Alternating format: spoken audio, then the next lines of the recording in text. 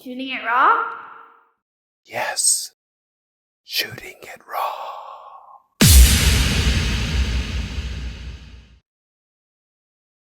How to be a goldfish. Jane Baird Warren. Oh, I love it. I love it. Okay, so again, like I'm not always sure who I'm going to talk to and what it is.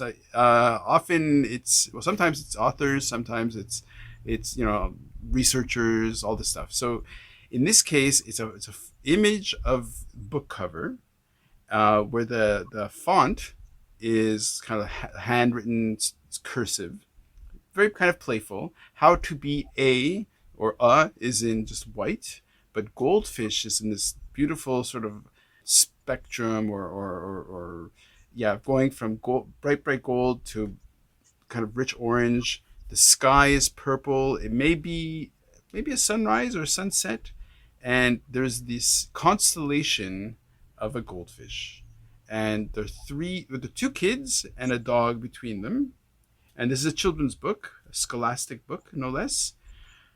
Okay, plug your book, Jane. What is this? Awesome. So the one, I think the artist was tremendous. Her name is Julie McLaughlin, and the rainbow in there that I didn't even notice the first time I saw it. It's has to do with LGBTQ rights. So Okay. in part of it, there's a lot of different things they touch on, but that's one of them. And she made homage to it on the cover, which I just loved. So It is a middle grade book. So let's say grades 4 to 8, 4 to 9. It deals with some difficult themes, but it's kind of playful. I don't think anybody would read it and feel like I'm hitting them over the head with anything. But it's dual narrative. It starts from Lizzie's point of view, and then it goes to David's, and it alternates back and forth. And he's kind of a Star Wars obsessed city kid, and she is in a small town north of Toronto, and she's real comfortable on a farm. And they find each other. I guess I'm going to say together they're going to change everything. They realize that they have some common mutual interest, and these two unlikely people band together and they try and fix the problem. Sorry, go ahead. No, you go ahead. This whole one-line pitching thing is just not in my comfort zone. I'm going to have to work on that. No, but let's say you're not. Look, this is not a marketing meeting. This is excellent. This is just a conversation between two friends. Okay. So when this started, I honestly just wanted to do something fun and playful because I'd written a book, I'd written a YA thriller, I got an agent, she couldn't sell it, and I just went, so I left that agent and I started writing this, and it was going to be just fun, playful, kind of Harriet the Spy-ish, and then a certain person got nominated to lead the Republican Party south of the border and then eventually got elected. And I started getting pissy, and it was affecting my thought process. And when they started doing things like south of the border, like saying transgender people couldn't serve in the military and people having great arguments over transgender bathrooms, I thought, what the freaking frack? We've done this 40 years ago. We were all over gays couldn't be in the military. Gays shouldn't marry. They can't marry. They can't adopt. And I thought, have we learned nothing? 40 years from now, what are we going to be saying about the way we as a society behave towards transgender people right now? So there's not one mention of transgender anything in the book. It's just a reflective thing. So what I did was I set the book back in 1981, which hurts my heart, but that makes it historical, and that hurts my heart that 40 years ago is historical, but fair enough. Yeah. And the idea is that a kid picking up the book today will look back and see some of the things that a 13-year-old had to deal with 40 years ago and go, oh, that's so weird. Really? People did that? That's so weird. But in the book, the characters look back at their grandparents' lives 40 years earlier and go, holy smokes, you had to deal with that? And some of the things that they had to deal with were forced adoptions. Canada was horrible. I don't know if you know this. 300,000 kids were taken away from their mothers just because they were unmarried and not considered fit. And sometimes it was done just, you really shouldn't. Sometimes they were actually physically taken. Sometimes it was how would you say it? They were browbeaten into it. You really Mm-hmm. shouldn't. It's not a good home. We need to put the baby in a good home for his best interests. And so there were all these stories of girls finding themselves pregnant and going to visit their aunt or going to a Mm-hmm. special home and then coming back later to finish high school. So this is one of the things. The other one, have you ever heard of British home children? School me. School me. Okay. So this freaked me out. 10% of Canadians are descended from British home children. So around late 1800s to early 1930s, Britain had a policy of basically, this is, if you were part of this, I'm sorry, but rounding up kids who they weren't orphans necessarily. In fact, very few of them were. They were just deemed as not being in great homes. Very similar process to having a baby taken away from a single mom. They were put on a boat and sent to Canada, Australia, and New Zealand, where they Mm. became either domestic workers or indentured farm workers. And there they had to serve out their time. Some of these Mm. kids, very few of them landed in nice situations, but some of them landed in horrible situations. And Sure. one of the characters was a British home kid. And as an adult, the grandfather type character. So that shows up, and he also happens to be gay, and he has to hide it because until mid 70s, it was unlawful to be gay. So Mm-hmm. that sounds awfully heavy for a middle grade book, but it isn't. It really truly isn't. But I figured this light little mystery, um, because of good old Mr. Trump, became had a bit of a message at the end. Mm-hmm. Uh, okay. So Nelson Mandela, love Nelson Mandela, love his writing, and he said once, I can't quote it, but I paraphrased it. It said, "People aren't born hating, so they have to be taught to hate, and if they can be taught to hate, they can be taught to love." So this is me. This is my mantra. You can being kind. It's all about being kind, and Mm-hmm. so that was. Um, okay, so how to be a goldfish. And so the notion of a goldfish, we can riff on that. So you pick a photo of you catching this one small fish. Good for you. You construct this book as a kind of a release valve. Oh, I like that. And look, there's a bit of humorous undertones of making it orange, and like Trump being kind of like called various things related to orange, and you it's like, oh, watch out, don't call it thin ice, whatever, who cares. But the act of writing is you have this simmering impulse, and then you kind of sit down, and then it starts taking shape, right? So Mhm. why don't you talk about how this, because sometimes a kind of a work or a text kind of evolves into, you'll start writing one kind of book, and then it evolves into being a completely other kind of, it's like, oh wow, this is going to be a nonfiction book, I didn't realize this, or whatever it is, right? So why don't you take us back to that day when you had that motive, where you started writing that first page of what would end up becoming How to Be a Goldfish. Why don't you talk about what was going on in your mind when you sat down? Wow.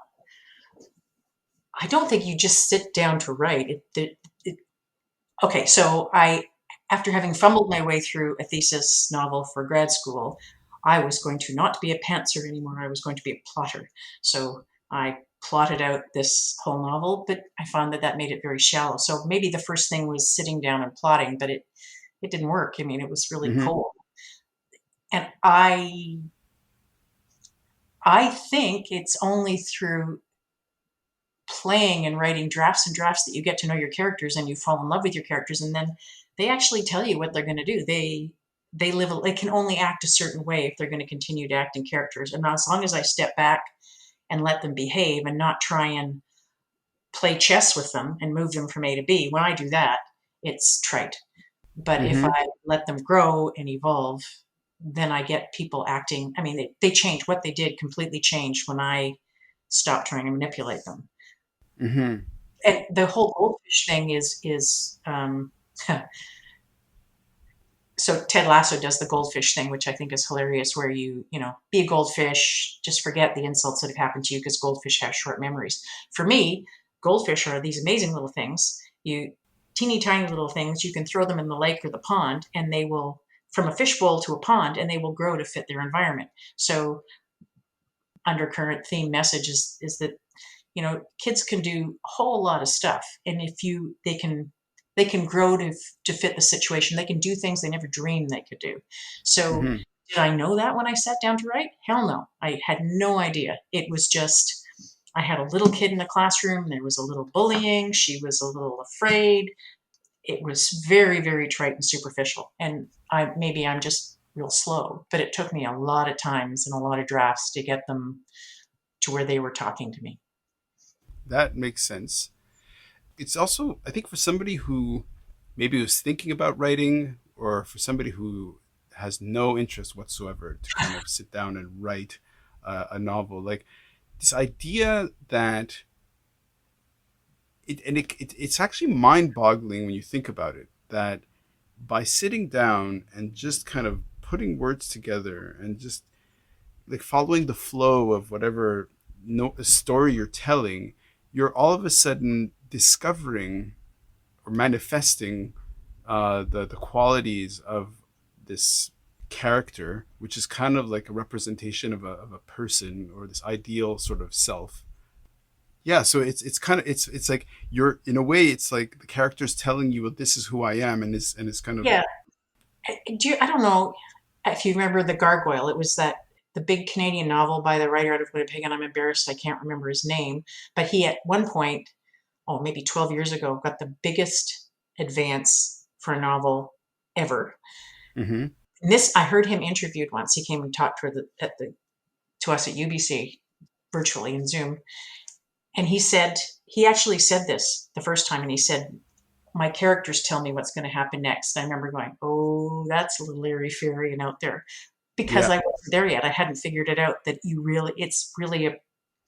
it's really a function of getting to know your characters well enough and letting go and letting them tell their story. And yeah, then you have to find the themes in the frame, and you have to make sure you got the pacing right and all that, but it's still got to be their story. You're not the teacher, you're just a conduit.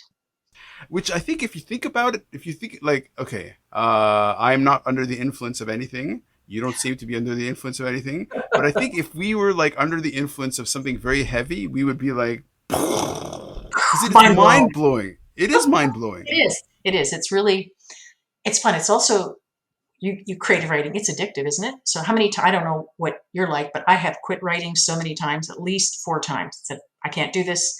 This is hard. And then, a couple of days go by, sometimes it's a couple of months, and then you realize I can't live without it. So live without Yeah. it. I have to do it. So when you talk about, are you on something? I'm on writing. I am Right. full on writing. I love getting up in the morning. I mean, I woke up at 4 this morning going, don't get up, stay in bed till at least 5 before you get up to work. And then I couldn't wait to get upstairs. I know that feeling. Yeah, it's great. It is quite fascinating. The question is it neurotic? Is it neurosis? I don't know. Oh, I think there's a little ADHD and OCD in my little background, but that's just my Okay. own package. But here's what's also fascinating is that your it's like when I tie it back to how you frame the discussion with your dad, in terms of like, or how you put yourself in a plane. Okay, I'm going to jump out, and I totally identify and resonate with this notion of, okay, here's my morning, here's my day, how am I going to spend it? And Yeah, yeah, exactly. Keep going. No, that's exactly right. no, you How do have I to get keep. the most out of every day? Wouldn't it be a shame to get to the end of your day and just have done absolutely nothing with it? I love, not a to-do list. That sounds kind of anal, but I want to accomplish something by the end of the day. So writing doesn't always fulfill my need to accomplish something. So I have to make things with my hands, Hmm. because then you can actually see a product. So I fell into quilting when we moved to the Netherlands, because other than going to coffee and sitting around talking, which I didn't relish doing, there was a class of women that did quilting. So I learned how to quilt, and like everything else, I did it obsessively. And now I've got a machine that's worth more than my car, and that kind of Okay, stuff. okay. But when I've done my 5 hours at the computer in the morning and done my exercises and done what I need to do, then I think, okay, I need to make something because the writing's not going well today. So I'll go up and sew. And Hmm. yeah, I make these. I think they're really quite nice, but it's fun just to have something to show for your work because it takes a heck Sure. of a long time to hold that book in your hands. Hmm. Well, yeah, and in a way, I mean, these are all kind of artifacts, right? So, for example, a book is an artifact of ideas. A quilt is like the artifact of your hands and your thought and your mind, Yeah. however we want to put it. Um, so let's put a bow on this thing, and how can we motivate somebody who's listening, who hears himself in you when you were kind of going, well, I'm just going to sign up to that creative writing program, and I'm just going to take that road. What advice could you give that person? Like, how can you light a fire under their ass to kind of, I feel like a Nike commercial. Just do it. But no, yeah, if you want something, don't be afraid to go after it. I mean, it's scary because if you want something and you don't get it, then you think you're going to feel worse. And I mean, I don't know if they can see me, but you can see me. I'm no spring chicken. It took me a while to get where I'm going. So back when I first went to school, the guys and gals who were publishing they were rock stars. They were 16 and 20-year-old novelists, and they were the ones. mm-hmm, And I was already past the hill at 30, publishing my first short story. But if you want it badly enough, you just keep doing it, and then if you love it enough, so do what you love, and it's easy to go to work every day. But the other thing that I would say that I have learned is that community is really, really important. Don't be shy to go out and try and meet other people. Here's an example. Somebody contacted me recently. He thought I was the important Jane Warren. what's that mean? Oh, there is an absolutely spectacular Jane Warren editor. She's like top flight Canadian editor. She might even have written a few books. And he was cold calling her on an email, um, and asking about things and wondering about writing. And I answered him back because I mean, you got to pay it forward. You got to do what you can do. And Mm-hmm. we finally figured out after a Zoom call that I was definitely not the person he was hoping to talk to. Right place, right time. This was a guy he's got an MFA in creative writing, Montreal. He's probably super talented, but he couldn't find a community to write with. So I have a literary critique group. We've been together on and off for maybe 10 years. One Nice. gal is Palestinian Canadian. She just came back from Abu Dhabi, lives in Wales. The other one is Irish, lives in the Netherlands, and we meet on Zoom or Microsoft Office or something, and we critique each other's work. And I said, well, let's see if the girls will have you join us. So community. He's Yep. now part of our writing group. Awesome. But I think that you need to reach out. You can't make it a competition. I started off writing literature, short Mm-hmm. stories, publishing in literary magazines like Canadian Fiction and Malahat, and I loved it. But I found the community made me nervous and unsure of myself, and I felt it felt judgmental. Even if they weren't judging me, I felt judged. And Mm-hmm. so that was part of the quitting and coming back. But when I came back and did graduate school, I was going to write a novel till I met this really cool professor of children's literature, Glenn Hooser. And he was so gentle and he was so nice. And he didn't like what I was writing. I mean, I didn't know what I was doing, but I loved it and I loved him. Mm-hmm.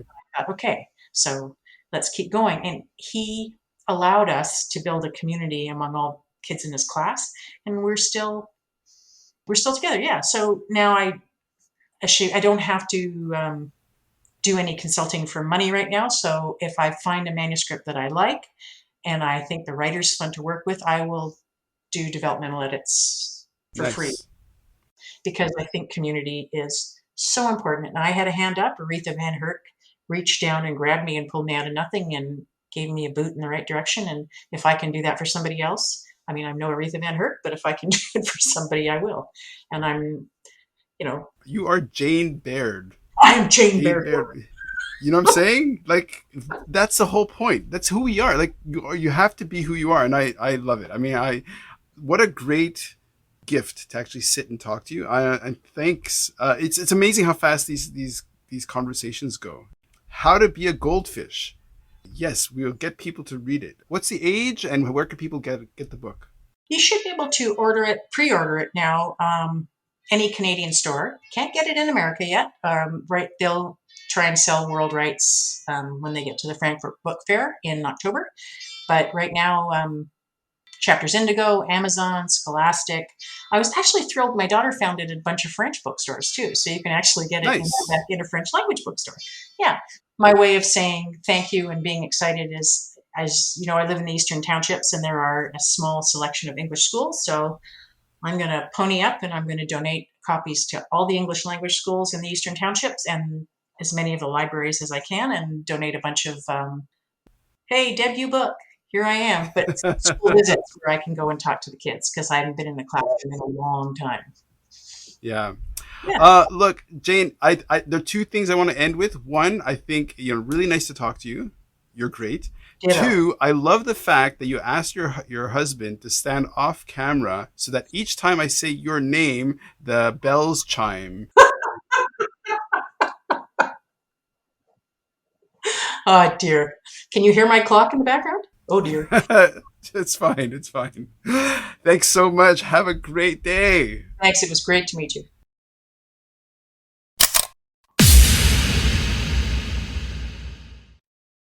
So, is life really a gift? Really? Can you make every second count? That's the whole point of the podcast. So, if you like what you've seen and you're inspired, because that really is my mission, then please give it a like, subscribe, and share. Shooting it raw? Yes, shooting it raw.